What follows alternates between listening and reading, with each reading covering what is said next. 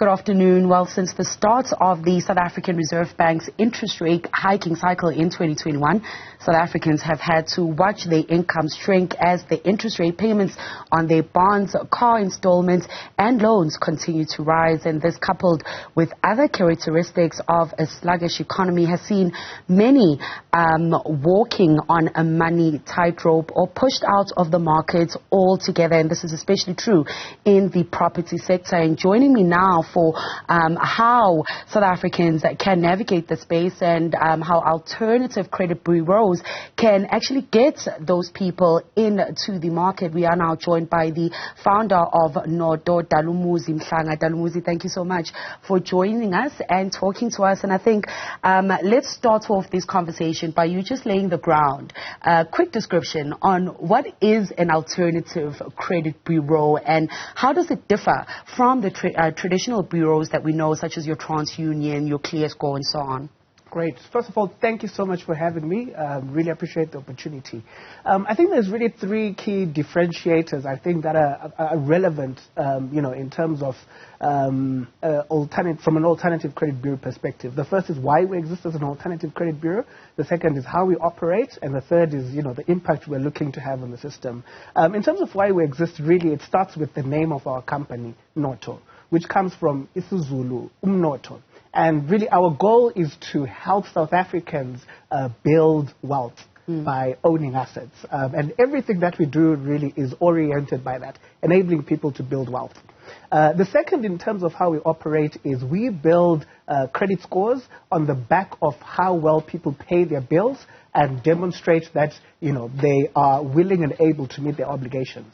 The traditional bureaus, have their system, which works in many ways, where you first have to open an Edgar's account, pay it off, and then you get access to a credit card, and then eventually a home loan. We look at how well you pay your rent, your school fees, utilities. If you contribute to a stokvel, how well and consistently do you contribute to that stokvel? And that gives a view of, if you were to get a loan, how well would you pay it off? So essentially, you don't need to get into credit in order to build an alternative credit score with Notto. And the third thing really is around the impact we're looking to have on the system. If you think about it, a lot of South Africans, many of whom live in townships, if they walk into a bank, they'll get an interest rate of prime plus 3, prime plus 4. And there's other sets of consumers who, if they walk into the bank, they get interest rate of prime minus 1 or just prime. And ultimately what we want is we want to address the issue of perceived risk, which is people living in the townships are higher risk when it comes to repaying a mortgage, for example, and demonstrate that actually, there are a large numbers of consumers who are willing and able to meet their obligations and deserve lower interest rates at a level of prime, maybe even prime minus 1. Like other consumers already get in other parts of the South African market. And Dalumuzi, will get into that a little bit later in the conversation on the kind of South African that pays all their bills on time but doesn't necessarily have credits. And Leseja Khanyak was saying, if you are a consumer getting your interest rates at prime, then you yourself are a prime consumer. Not sure what quite that means. But before we get into that, and with that in mind, I'd like us to take a listen to what Reserve Bank Deputy Governor Cuban Naidu had to say when asked whether we would see any cuts in interest rates anytime soon. Here's what he had to say. And we have said that there are upside risks to inflation. But in general, at the moment, given the cumulative hikes in interest rates, we think that inflation is on that glide path down to 4.5%. Right? And so if we think it's going a bit too slowly, we will add more hikes. If we think it's going much faster and we might undershoot on the midpoint of the target, you could then begin to consider an alternative monetary stance. We didn't discuss cuts at this meeting. We didn't discuss when we're likely to cut or when we're likely to start cutting, because our objective today is to bring inflation down to 4.5% and to bring inflation down to 4.5% sustainably. Now, Dalumuzi, obviously the SARB giving South Africans a little bit of that breathing room, but really warning quite sternly that we've not come to the end of that hiking cycle. Talk us through what should consumers, or the way consumers should navigate in this space who perhaps do find themselves with some sort of interest or credits, or have a home loan or car repayments and so on, but are those kind of consumers that don't often go to the banks for credit? Yeah, I think there's two kinds of credit, at least that we think about from a Notto perspective. There's sort of consumption credit, and in our minds, what we would call productive credit. So consumption credit, for example, would be credit one takes, using a credit card or a store to buy, various purchases for everyday consumption, whether it's clothes, food, etc. And then productive credit, from our perspective, is credit that enables somebody to purchase an asset. They grow equity in that asset, and eventually they get to a point where they own it, such as a house. What I would really say mostly is focused on consumers who have taken on productive credit, so homes, for example. And the main thing really to say is that it's a long-term game. And as you've said, it's a cycle. And at some point, those interest rates are going to come down. And it's a bit painful. And how we look at it is sort of like the 10-year trend. Over the past 10 years, prime really has been at a level of 6-7%. Yeah. And the reason interest rates are going at the rate that they've gone up is mainly because of what's going on with the Federal Reserve Bank in the U.S. They're trying to cool down their economy in the U.S. But in order for South Africa to stay competitive, they also have to match those interest rate hikes. And I think the main point really is the cycle is going to turn. It's going to be a bit painful for a little longer, but when it turns, two things I think are important. One, people who already have taken on home loans should just weather the storm and make sure that, just hold on to those assets so that when the tide turns, they're still in a good place. And then the second is sort of like the flip side of high interest rates, which is it increases the cost of borrowing. But at the same time, there's a trade-off, which is if you're saving, you're earning more interest on what you're saving. So if you haven't yet taken on a home loan, this is a great opportunity to be building up a deposit or to be building up, the funds that you need for transfer costs, etc. Because that day is coming. And I would estimate, and please don't quote me, that by middle of next year, end of next year, things will have calmed down, and we just sort of like need to weather the storm for another 12, 15 months. But Dalumuzi, what do we say to those South Africans who are saying, I'm not sure if I can weather the storm any longer? Remember, they've been bracing these cycle hikes since, 2021, around September 2021. So it has been quite some time of saying, let me weather the storm. And I'd like us to listen to a bite to an entrepreneur that I spoke to during the week, just as a preview to the SARB's announcement. And it's someone who really built themselves from nothing, started off washing taxis, got into the taxi business, owned some taxis, got into property, and then owned some car washes that employs a few people. And he was really begging with Khanyago to think of people such as him who don't have that room to move anymore. Let's take a look at what Thulani Msimango, who is the founder of 5-Star Car Wash, had to say. We have a pharmacy. People, they don't come as they used to come before. We're washing sneakers here. People don't bring their sneakers like before. We're buying meat here. People no longer come as they used to come before because of the interest rates that are going up every day. My tenant, I had an office here whereby people were selling houses. The DStv office, they had to move out because they couldn't afford the rent anymore. I had 3 branches, ma'am. I had a branch in Sandton whereby I was 5-Star Car Wash. I had to close the branch in Sandton because I couldn't afford to make that branch work in Sandton. I have another branch in Naturena. That branch is still working, ma'am. About 35 people are employed at Naturena branch. Now, Dalumuzi, this is someone who is quite passionate about letting me know that he did not build himself from any loans from any banks. Everything that he's built, he built through his hard work, through discipline, to ensure that it feeds back into the businesses that he's got. And I saw the property out in Soweto. He has several offices. A lot of them now left empty because people cannot afford to pay rent. And he's saying when he started having excess or business credits was as he was actually being successful. And now he's saying all of that is at risk of being taken away. What do we say to that market of South Africans where interest rates and the formal banking system actually becomes a hindrance to their growth? I think a couple of things I'd say. I was like, first off, the way we sit, we're in the business of enabling access to credit. And, as we score people for credit, one of the things that we need to be careful about, because our focus is on enabling people to build wealth, one of the things that we really need to be careful about is how do we make sure that we're not putting people into a trap, essentially. And the reason I say that is credit is a tool. If you think about it, without credit or without access to mortgages, how else would people own homes? People don't have 500,000 rand lying around, 700,000 rand, 1 million rand just lying around to purchase a house. And if we think about the world over, access to mortgages, to bonds, is a pathway for people to eventually own assets. So the starting point from our perspective is credit is a tool. And from a business perspective, it really can enable growth.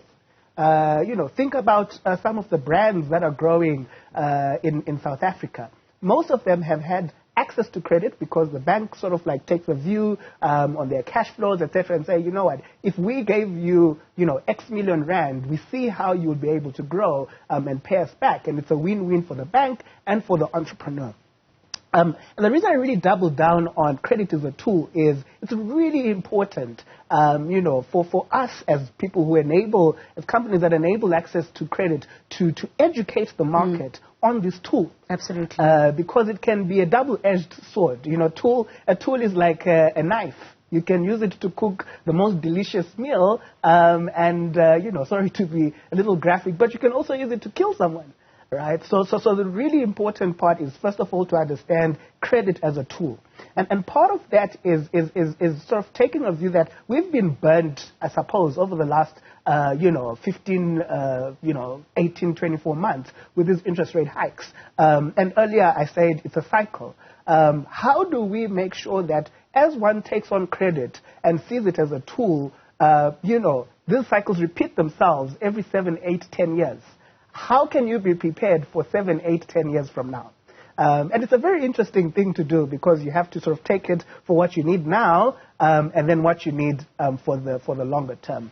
So I think really what I would say is, sure, it's really tough, but it's a cycle. Credit is a tool, and I think we just need to be prepared to use it well. Whether now or in the future. And just talking about credit being a tool, Dalumuzi, and being prepared for that credit, maybe talk us through as well, guys such as Tulani, who are in business, who are creating employment, who are buying property and so on, but how to balance business credits with personal credits as well, because I feel like that's where also some of the gray areas lie, where business owners don't quite separate their business credits and their personal credits, especially when they're getting assets that are for their own personal enrichment, such as homes and so on. That's such a great question, because what we see as we build the credit scores of a lot of consumers in the townships is somebody will have a bank account.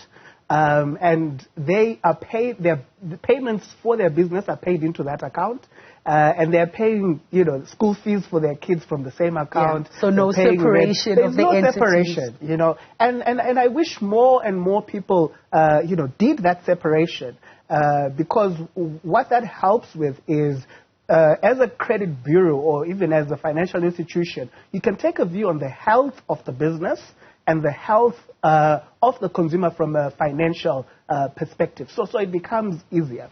And the other thing about really understanding credit as a tool is that credit is there, you need to repay it. And when taking on credit, one has to take a view on, how am I going to apply this credit in a way that is going to unlock the cash flows enough for me to repay, but then also, build the business at the same time.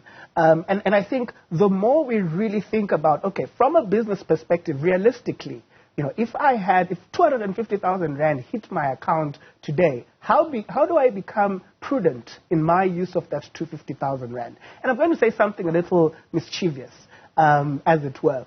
I grew up in a low-income setting, and I had no concept of seeing a couple 100,000 rand in my bank account. Yeah. It's a lot. So, you see it come in, and you're like, goodness, all the things I could do with this money, right?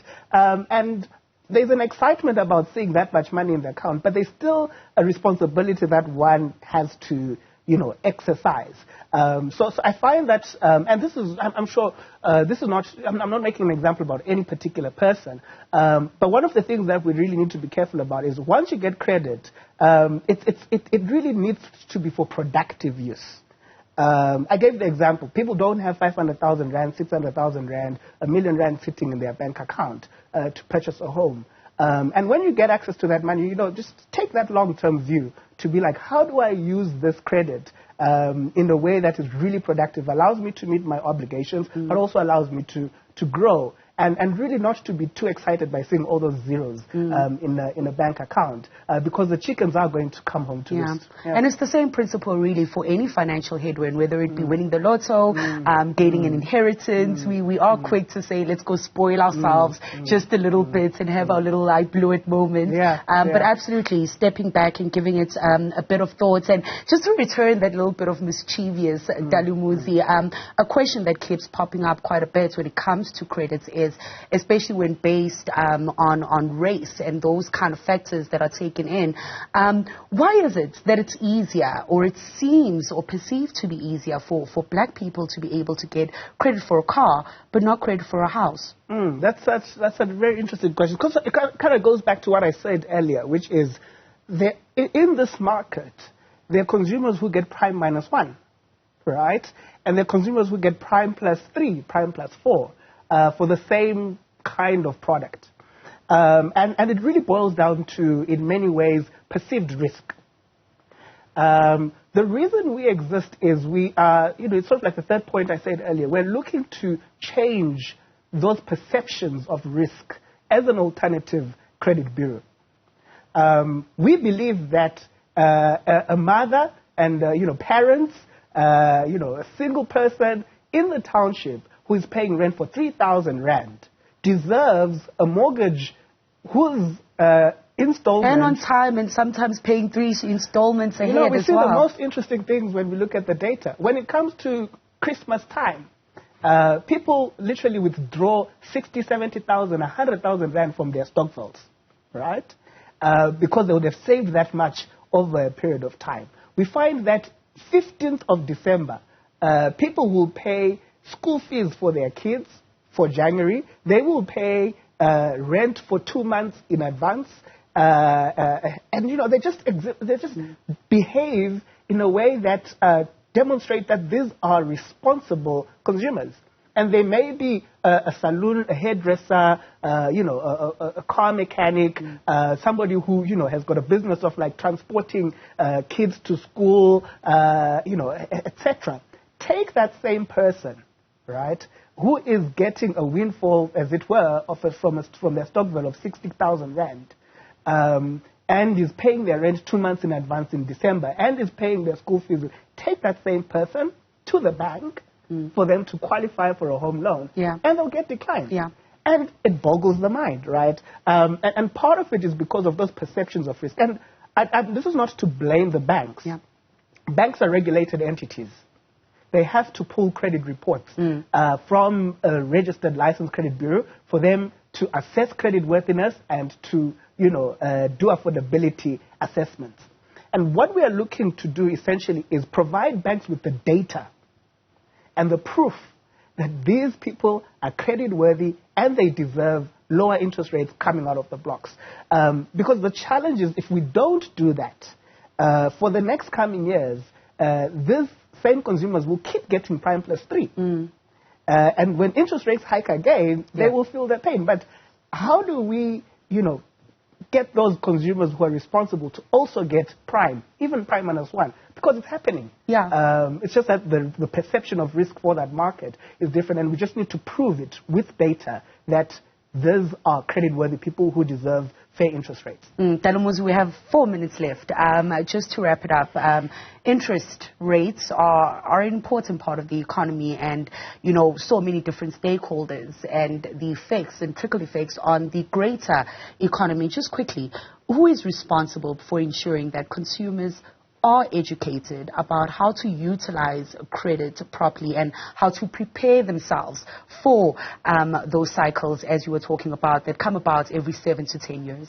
You know, we're a licensed and registered credit bureau, licensed and registered by the National Credit Regulator, NCR.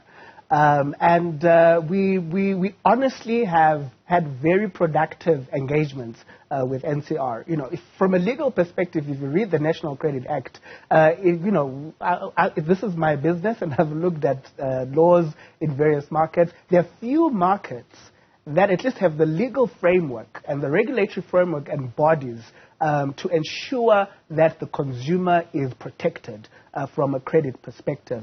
And I give a lot of kudos and credit to the National Credit Regulator, for ensuring that credit bureaus are providing as much of that education as possible. So, as a licensed entity, the regulator checks, are you educating the public on credit? So it's on us, and as a company, as Notto, we're putting the resources, we're putting the effort to make sure that the public is adequately educated about this. And also financial institutions as well have that responsibility. So between credit bureaus and financial institutions, as regulated by the NCR, it's our responsibility to educate the public. Dalumuzi, thank you so much for your time. Of course, that's Dalumuzi Mhlanga, who is the founder and CEO at Notto, talking us through just the responsibilities of working around credit and preparing yourself for those interest rate cycles that do come up every 7 to 10 years ago. Hugo is going to take over the conversation and zoning in on how SMEs that are on their way of scaling their businesses can use their credit as effectively as Dalumuzi was talking to us.